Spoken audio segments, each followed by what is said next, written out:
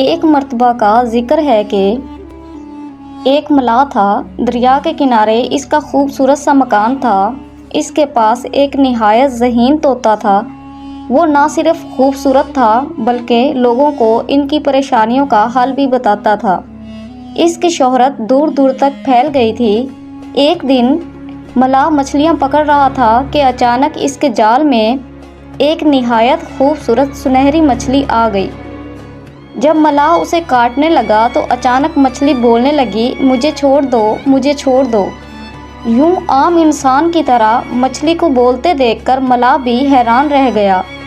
ملاح چونکہ بنیادی طور پر رحم دل انسان تھا، اس لیے اسے سنہری مچھلی پر رحم آیا اور اس نے اسے پانی میں چھوڑ دیا۔ دیکھتے ہی دیکھتے مچھلی اچانک پری کی شکل میں تبدیل ہو گئی۔ اس نے ملاح کا شکریہ ادا کیا اور اسے بتایا کہ مجھے ایک جن نے اپنے جادو کے زور سے سنہری مچھلی بنا دیا تھا اور کہا تھا کہ تیری قسمت ہے اگر کسی نے تجھے پکڑ لیا اور کاٹ کر کھا جائے یا چھوڑ دے۔ اچھا ہوا کہ میں ایک نیک انسان کے ہاتھ لگ گئی، شاید کوئی اور ہوتا تو مجھے کاٹ کر کھا جاتا۔ اگر میں زندگی میں کبھی بھی تمہارے کسی کام آ سکوں تو مجھے خوشی ہوگی، میں تمہاری مدد ضرور کروں گی۔ یہ کہہ کر وہ اڑ گئی۔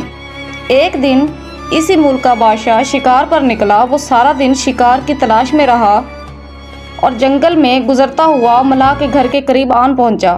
جب اس کے سپاہیوں نے اس نایاب طوطے کے بارے میں بتایا تو وہ اسے دیکھنا چاہتا تھا۔ بادشاہ کو طوطا بہت پسند آیا۔ اس نے ملاح کو دربار میں بلایا اور کہا کہ مجھے یہ نایاب طوطا دے دو۔ ملاح بہت پریشان ہوا۔ اس نے عرض کی کہ بادشاہ سلامت، میں اس طوطے کو اپنی جان سے بھی زیادہ پیار کرتا ہوں، میری بیوی بھی اس کے بغیر نہیں رہ سکتی، میں آپ کو کیسے دے سکتا ہوں؟ پھر بادشاہ نے کہا میں تمہیں ایک محل بنا کر دوں گا، لیکن پھر بھی ملاح نہ مانا تو بادشاہ نے کہا پھر میری یہ شرط ہے کہ تم 2 سوالوں کے جواب دو۔ اگر تم میرے 2 سوالوں کے جواب ٹھیک دو گے تو طوطا تمہارا ہوا اور میں تمہیں بہت سا مال دولت بھی دوں گا، لیکن اگر تم نے سوالوں کے جواب ٹھیک نہیں دیے تو طوطا بھی میرا ہوا اور تمہارا سر بھی دھڑ سے الگ کر دیا جائے گا۔ ملاح نے پوچھا بادشاہ سلامت وہ کیا سوال ہیں؟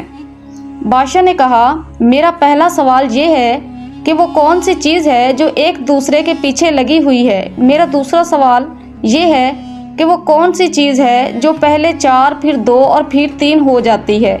بادشاہ نے کہا 1 ہفتے کا وقت تمہیں دیا۔ ملاح بادشاہ کے یہ سوال سن کر گھبرا گیا اور گھر آ گیا۔ وہ ہر وقت پریشان رہنے لگا۔ وہ ہر وقت انہی 2 سوالوں کے جوابات سوچتا رہتا، لیکن اسے کچھ سمجھ نہ آتا۔ اس کی راتوں کی نیند بھی اڑ گئی، لیکن اسے ان سوالات کے جواب نہ ملے۔ بالآخر طوطا بھی اپنے مالک کو پریشان دیکھتا رہا۔ ایک دن اس نے پوچھا آخر کیا ماجرا ہے، مجھے بتائیں، میں آپ کی پریشانی کا حل بتاؤں۔ ملاح نے اس کو اپنی پریشانی بتا دی اور کہا کہ کل آخری دن ہے اور اگر کل صبح تک میں نے بادشاہ کو ان سوالات کے جواب نہیں دیے تو وہ تمہیں ہمیشہ کے لیے لے جائے گا۔ طوطا سوچتا رہا۔ اچانک اسے خیال آیا کہ کچھ دن پہلے ملاح نے اسے سنہری مچھلی والا واقعہ سنایا تھا۔ اس نے کہا کہ وہ اس نیک دل پری سے مدد لے۔ پری کا خیال آتے ہی اس نے سوچا اور اسے یاد کیا۔ تھوڑی دیر میں پری حاضر ہو گئی۔ ملاح نے پری کو بادشاہ والا سارا واقعہ کہہ سنایا۔ پری نے 1 منٹ میں دونوں سوالات کے جواب ملاح کو بتا دیے۔ اس نے پری کا شکریہ ادا کیا اور بہت ہی آرام سے سو گیا۔ صبح سویرے جب بادشاہ کے لوگ ملاح کو لینے آئے تو وہ ان کے ساتھ دربار میں چلا آیا۔ بادشاہ سوچ رہا تھا کہ ملاح کو ان سوالات کے جواب نہیں آتے، اب وہ اپنا نایاب طوطا میرے حوالے کر ہی دے گا۔ اس نے پوچھا تم لے کر آئے ہو میرے سوالات کے جواب؟ ملاح نے جواب دیا کہ آپ نے پہلا سوال پوچھا کہ وہ کون سی چیز ہے جو ایک دوسرے کے پیچھے لگی رہتی ہے، اس کا جواب یہ ہے کہ وہ دن اور رات ہے جو دونوں ایک دوسرے کے پیچھے لگے ہوئے ہیں۔ آپ نے دوسرا سوال یہ پوچھا کہ وہ کیا چیز ہے جو پہلے 4 پھر 2 اور پھر 3 ہو جاتی ہے، تو آپ کا جواب ہے وہ چیز انسانی ٹانگیں ہیں۔ پہلے انسان جب چھوٹا سا بچہ ہوتا ہے تو وہ 2 ہاتھ اور 2 پاؤں کے ساتھ چلتا ہے، یعنی 4 چیزوں سے چلتا ہے۔